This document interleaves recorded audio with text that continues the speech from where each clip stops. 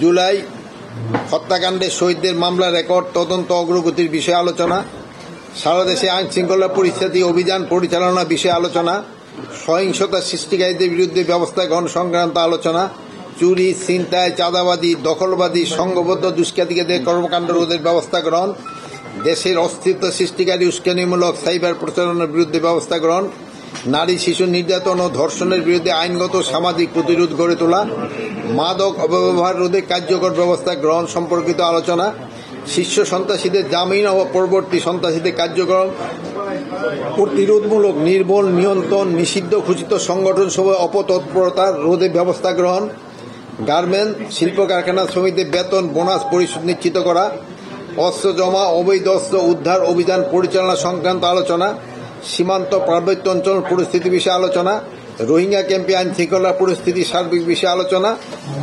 এগুলি ছিল আমাদের আলোচনার বিষয়। বাট এই আলোচনার ভিতরেই সবচেয়ে বেশি দিকগুলো আমাদের প্রাধান্য পেয়েছে এটা হলো আমাদের আসন্ন পূজার ব্যাপারে। আপনারা জানেন 28 তারিখ থেকে, কিন্তু আমাদের ডিপ্লয়মেন্ট শুরু হয়ে যাবে হলো 24 তারিখ থেকে। আমাদের ডিপ্লয়মেন্ট শুরু হয়ে যাবে 24 তারিখ থেকে। এবার আপনারা জানেন যে এবার পূজার সময় আমরা ওই মিটিংয়ে আপনারা সবাই ছিলেন এবং আপনারা তারা কিন্তু মণ্ডপ বানানো শুরু করে তাদের কিন্তু 7 জন করে গার্ড ওখানে রাখতে হবে বলা হয়েছে এবং তারা সবাই রাজি হয়ে গেছে। এখন যদি কোনো জায়গায় হয়তো ছোটখাটো দুই একটা ঘটনা ঘটতেছে, যেহেতু আমাদের আইন শৃঙ্খলা বাহিনী কিন্তু এখন পর্যন্ত ডিপ্লয় হয় না, এখন কিন্তু মেইন দায়িত্বটা কিন্তু ওনাদের এইগুলি দেখার। আর 24 তারিখ থেকে আমাদের আইন শৃঙ্খলা বাহিনী ডিপ্লয় হয়ে গেলে এটা আমাদেরও একসাথে। বাট এখনো আবার শুধু ওনাদের দেখা তা না, বাট এই ভিতরেও আমরা এখন ইনস্ট্রাকশন দিয়েছি যে আমাদের যে থানা পুলিশ রয়ে গেছেন, তারপরে র্যাব, বিজিবি, আনসার এরও এখনো পেট্রোলিং করবে, বাট অন গ্রাউন্ড ডিপ্লয় হয়ে যাবে হলো 24 তারিখ থেকে। এছাড়া আরেকটা জিনিস হলো দেখা গেল যে এবার মহিলা এবং শিশু বিষয়ক মন্ত্রণালয় থেকে প্রায় 90,000-এর মতো বললো 80,000, তার উপরে 80,000 ভলান্টিয়ার ডিপ্লয় করবে। তা আমরা ভাবতেছি সবকটা যদি হয় আল্লাহ দিলে খুব ভালোভাবে পূজাটা উদযাপিত হবে। আর একটা জানেন এটা একটা ধর্মীয় অনুষ্ঠান এবং এটার কিন্তু পবিত্রতা রক্ষা করা কিন্তু সবার দায়িত্ব।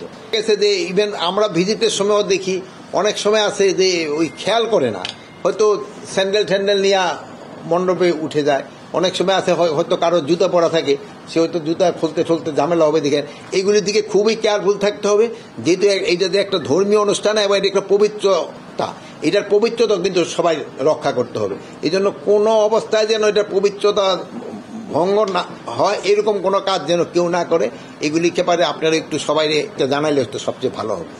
আর একটা জিনিস আমার বলছি না আপনার বয়স কত, আর আমার কিন্তু 73, আমার তো পরেরটা মনে থাকবো না। দ্বিতীয়টা ছিল হলো আমাদের এই যে পাচার, রোহিঙ্গা ওখানে কিন্তু একটা প্রচুর হচ্ছে যে আমাদের এই মাদক তো সবচেয়ে বড় সমস্যা।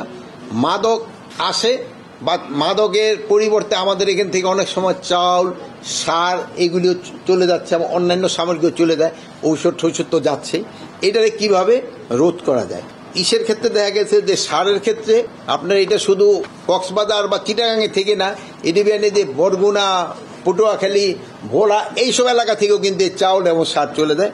এই জন্য আমরা স্পেশালি যেহেতু এটা সাগর দেওয়া যায়, নেভি এবং কোস্টগার্ডকে আমরা ইনস্ট্রাকশন দিছি এটা যেন যেইভাবে হোক এটা যেটা নিয়ে কোনো নাই, যেটা ক্ষতি ছাড়া ওটার কোনো লাভই নেই।